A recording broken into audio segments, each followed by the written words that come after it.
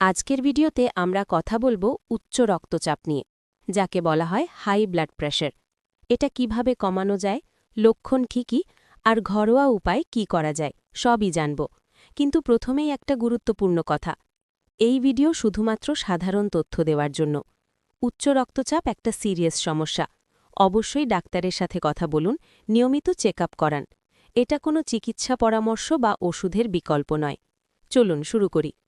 প্রথমে জেনে নিই উচ্চ রক্তচাপের লক্ষণ কী। অনেক সময় এটাকে সাইলেন্ট কিলার বলা হয়, কারণ কোনো লক্ষণই দেখা যায় না।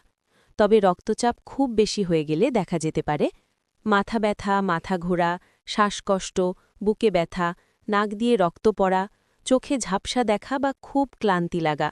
যদি এমন কিছু অনুভব করেন, তাৎক্ষণিক ডাক্তার দেখান। এখন আসল কথা, রক্তচাপ কমানোর সবচেয়ে কার্যকরী উপায়গুলো কি? প্রথমত, ওজন কমান। বিশেষ করে কোমরের মাপ নিয়ন্ত্রণে রাখুন। প্রতি 1 কেজি ওজন কমলে রক্তচাপ প্রায় 1 mmHg কমে। দ্বিতীয়ত, নিয়মিত ব্যায়াম। সপ্তাহে অন্তত 150 মিনিট হাঁটা, সাইকেল চালানো বা সাঁতার, এগুলো রক্তচাপ 5 থেকে 8 mmHg কমাতে পারে। তৃতীয়, খাবারের দিকে নজর দিন। লবণ খুব কম খান।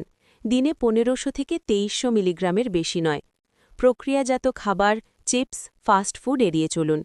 এর সাথে ড্যাশ ডায়েট ফলো করুন, অর্থাৎ প্রচুর ফল, সবজি, পুরো শস্য, কম চর্বিযুক্ত দুধ আর দই।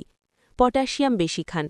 কলা, কমলা, পালং শাক, মিষ্টি আলু, অ্যাভোকাডো, এগুলো সোডিয়ামের খারাপ প্রভাব কমায়। আরও কিছু গুরুত্বপূর্ণ টিপস। ধূমপান ও অ্যালকোহল একদম ছেড়ে দিন। স্ট্রেস কমান, মেডিটেশন, গভীর শ্বাস নেওয়া, এগুলো অনেক সাহায্য করে। ক্যাফিন বেশি না খাওয়াই ভালো। এখন কিছু ঘরোয়া প্রতিকার যা অনেকে চেষ্টা করে। প্রতিদিন 4-5টা কলা খাওয়া, তুলসী পাতার রস বা চা, স্যালেরি সিড, পার্সলে, এগুলো রক্তচাপ কমাতে সাহায্য করতে পারে।